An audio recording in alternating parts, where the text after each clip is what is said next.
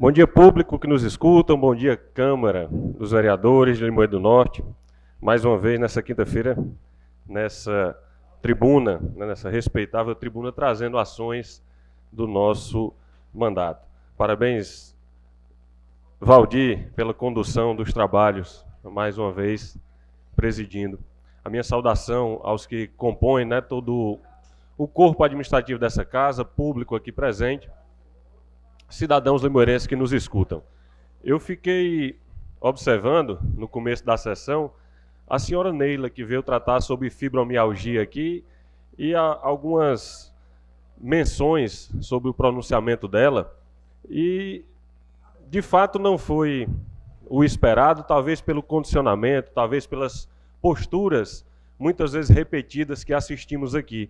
Mas eu gostaria de dizer ao cidadão que nos escuta que a tribuna é do povo. A tribuna é um local de choro, de lamentação também, não é um local só de informações, um local de representação de pessoas ligadas ao parlamento, a associações, ao executivo, não é um local só de informação, também é um local, como eu disse aqui, onde o cidadão pode chorar, pode trazer a sua aflição, pode mostrar suas dificuldades, como hoje foi trazido aqui. E eu estou dizendo isso para que qualquer resistência hoje percebida, ainda que involuntária, não desestimule aquele cidadão que pensa em vir à Câmara, aquele cidadão que em algum momento não se sente escutado, aquele cidadão que quer ter a experiência, professor Hélio, de vir aqui à tribuna e falar para os vereadores da sua dor, do seu drama, da sua comunidade, trazer as suas ideias.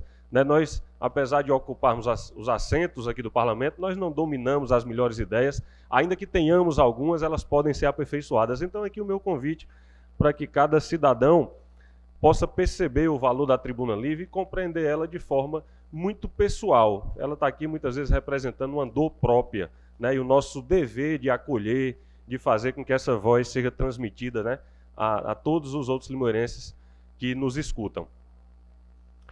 Eu trago com maior especialidade 2 temas para esse pronunciamento dessa quinta-feira. O primeiro sobre a mulher na política. Temos aqui discutido alguns projetos, apresentado outros. Eu, particularmente, apresentei 3 projetos que discutem a importância, a valorização, o fortalecimento, a inclusão, o estímulo, o reconhecimento da mulher.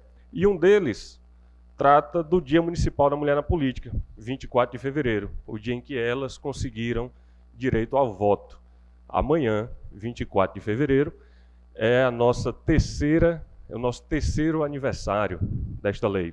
E no projeto de lei, aprovado por unanimidade, ficou atribuído ao município a responsabilidade de fortalecer, de implementar, de criar uma comissão, de embutir nos assuntos, nos temas escolares, como eu costumo dizer, no condicionamento humano, no que deve ser bom, esse assunto do fortalecimento da mulher.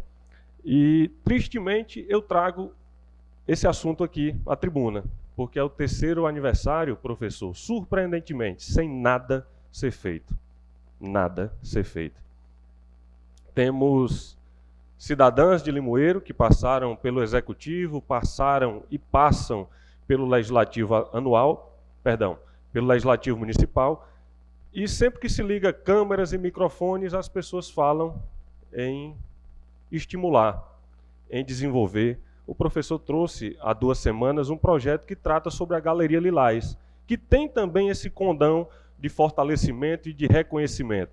Não adianta a gente dizer da importância sem abrir espaço. Não adianta nós homens falarmos da mulher, mas quando ela quer se posicionar, a gente cria alguma dificuldade, alguma resistência, e muitas vezes essa resistência é pela força bruta, porque é a única coisa que nos separa, a força bruta. A sensibilidade talvez compense em tanto essa condição feminina de conduzir os trabalhos, e isso se dá, obviamente, pela sua condição materna, a condição de família, a condição de lidar com diversos sentimentos, com sua prole, antes mais volumosa, mas que deixa raízes genéticas de como se comportar, de como conduzir conflitos. E pensando em abrir caminhos, é assim que eu penso, quando a gente encontra a dificuldade de um lado, e foi o que eu encontrei, percebendo que essa política não foi trabalhada, também pela sugestão do voto em apoio ao projeto do colega, pensei por que não trazer essa política para a Câmara Municipal. E já que não está sendo feito a nível municipal, e já que a Câmara tem um papel social também de formar cidadãos, de defender interesses do cidadão, e a nossa sociedade, sem dúvida, tem um interesse de fortalecimento, de acolhimento, de apoio à mulher, por que não fazer um projeto em que a Câmara possa desenvolver as atividades junto às escolas, palestras, eventos, os demais meios de comunicação, a gente encontrar caminhos. Esse é o papel também do legislador, solucionar os dramas. Hoje a gente estava discutindo aqui, foi questionado, eu procuro secretário ou procuro vereador? Pouco importa. São caminhos diversos, mas que podem levar ao mesmo resultado. E nós estamos aqui atrás de resultados. Portanto, colegas, protocolei e peço a colaboração em voto, e mais do que no voto, no fortalecimento dessa política feminina, no projeto de resolução que será apresentado na próxima ordem do dia. Nós temos aqui duas vereadoras, eu sei do movimento de vocês para a criação da Câmara Cidadã, recebendo a Procuradoria da Mulher. E próxima quinta nós votaremos isso, criando a Comenda Maria de Lourdes Pinheiro, a primeira vereadora. Por que Maria de Lourdes e por que não qualquer uma outra mulher, né? O desejo, eu não conheci a dona Maria de Lourdes Pinheiro, mas a reconheço assim como a própria Câmara reconhece, nos seus registros, nos seus anais, na sua fortaleza, numa época em que a vereança ainda não era remunerada, e na época em que a mulher não era aceita no ambiente masculino. Só ela disputava e precisava muitas vezes levantar a voz para ser ouvida, para ter a sua ideia valorizada, reconhecida.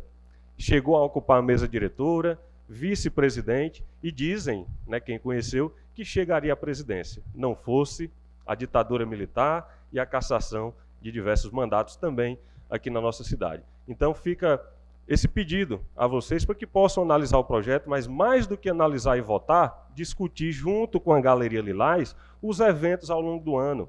Não adianta a gente subir aqui no Dia Nacional da Mulher, no Dia Estadual, no Dia Municipal, bater palmas para Lívia e para Ângela, fechar os microfones, fechar os olhos, fechar o coração para a política feminina, ignorando, que muitas vezes é isso que a gente vê aqui, uma negligência a diversas ações.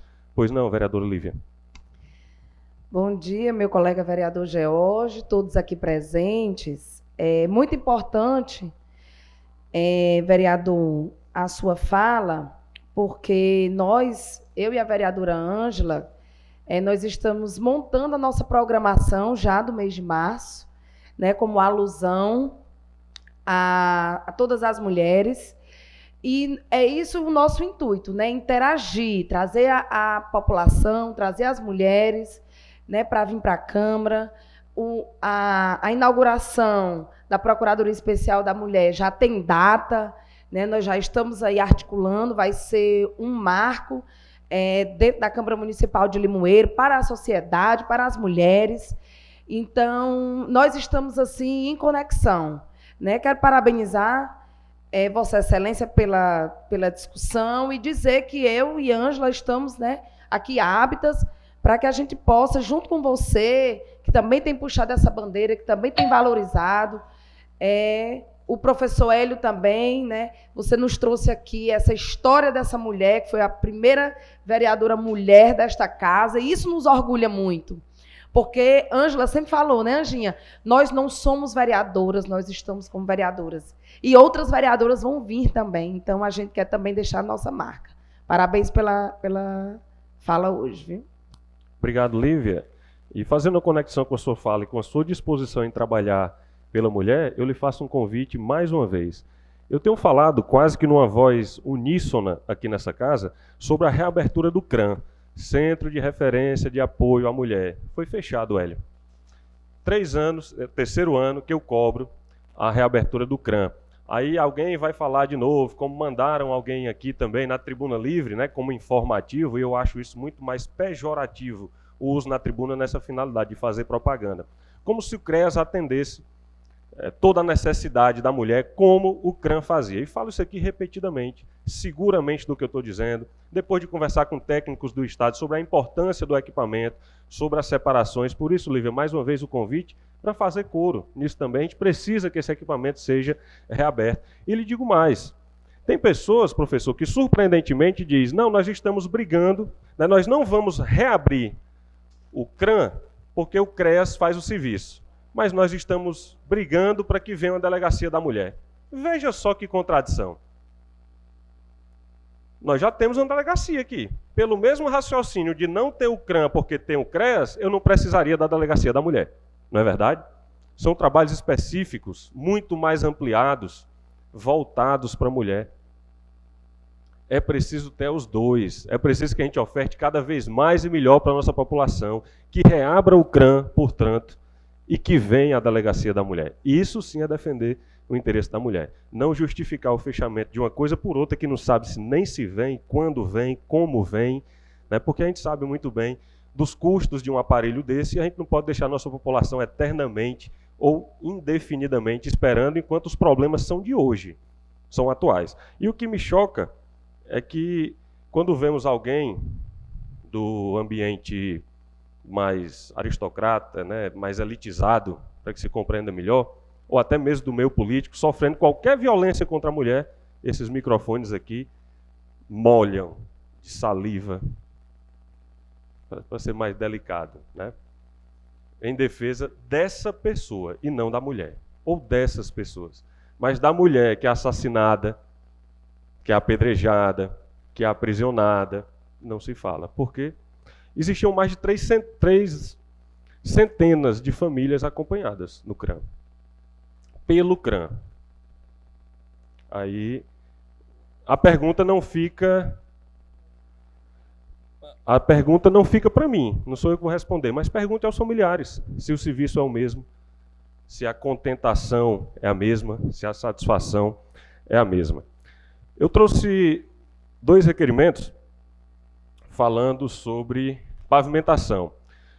O bairro dos Eucaliptos, falei aqui algumas vezes sobre ele, sobre a dificuldade da pavimentação, falo aqui mais uma vez. É um bairro populoso, dentro da zona urbana, um bairro antigo da nossa cidade e que tem recebido esse desprezo do poder público. Falamos sobre emendas, há tantos anos temos lá os projetos, existe um grupo em que colegas vereadores aqui também participam.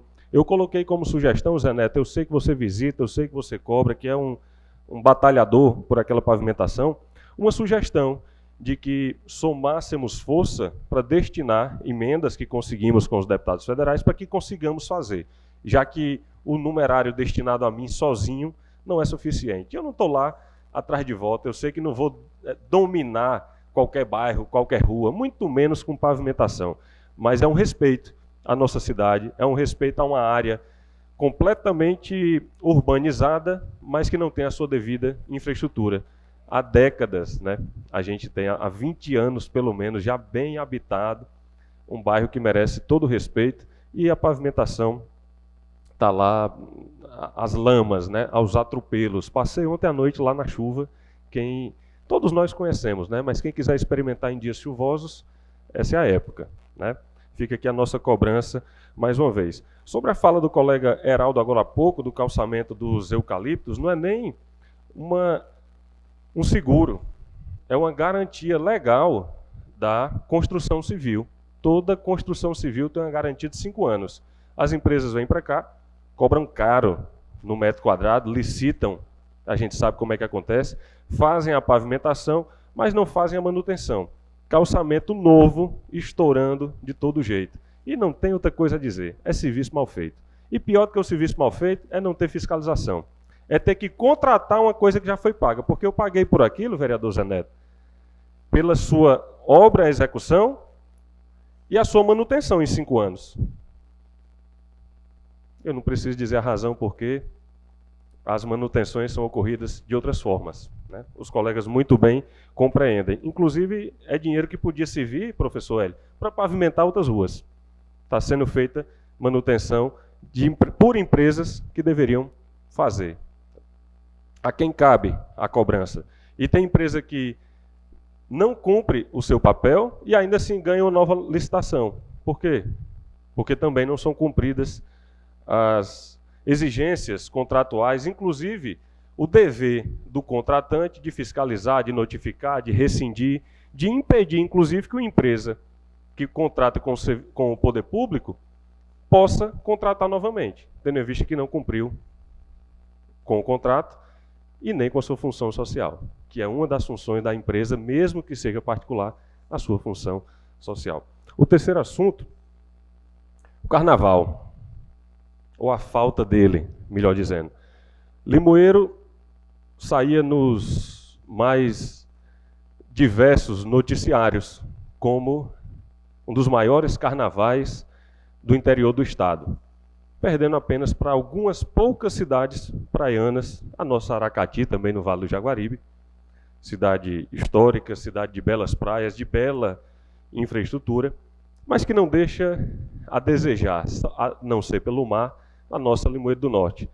Limoeiro, durante décadas, foi incentivada pelo poder público, que cuidava na sua mobilidade, na sua segurança, na infraestrutura, na contratação de bandas, atraindo turismo, gerando emprego e renda, ainda que sazonais. Mas a economia movimentada pelo turismo festivo, em especial pelo carnaval, Zé Neto, gera um retorno imediato e local de pelo menos 6 vezes mais. Para que se compreenda com números, uma cidade, por exemplo, que investe no turismo, na propaganda, com a infraestrutura, com segurança, com bandas, R$1 milhão, por exemplo, recebe nos dias dos carnavais 6 milhões. No mínimo 6 vezes. E a economia que gira aqui dentro. Com os ambulantes, com o transporte, com a segurança, alimentação, hotel, bebidas, desde o churrasquinho, as lavadeiras. E isso é um turismo continuado, porque quem vem numa festa dessa, se sente acolhido e seguro, e Limoeiro tem essas características, volta, Hélio. Ele volta na Semana Santa, ele volta no São João, ele volta em outro momento trazendo um amigo, porque gostou de Limoeiro. Limoeiro tinha um carnaval gigante na Barragem das Pedrinhas. Todos os dias. A gente tinha ansiedade pelo carnaval. E de lá, Praça da Rodoviária. Hoje não tem condições de receber um grande evento. Está lá também mais um equipamento negligenciado. Era tanto turista na nossa cidade que a iniciativa privada ainda fazia um carnaval privado. O professor Hélio falou agora há pouco dos carnavais do BNB Clube. E eram lotados.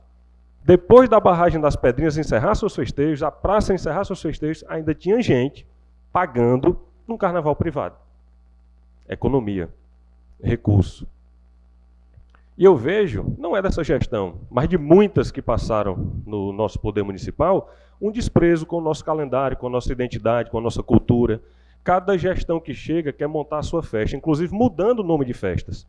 Nosso São João não tem identidade nenhuma. Qual é o nome do nosso São João? Alguém diz aqui qual é?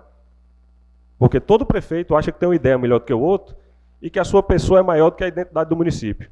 Aí ele quer pintar a cidade de cor de rosa, porque é a cor que ele gosta, esquecendo que o carnaval não é se ele gosta ou não de carnaval. O carnaval é do povo. A maior festa identitária do país. É o maior marco identitário do país, é o carnaval. E em Limoeiro nós temos isso negligenciado.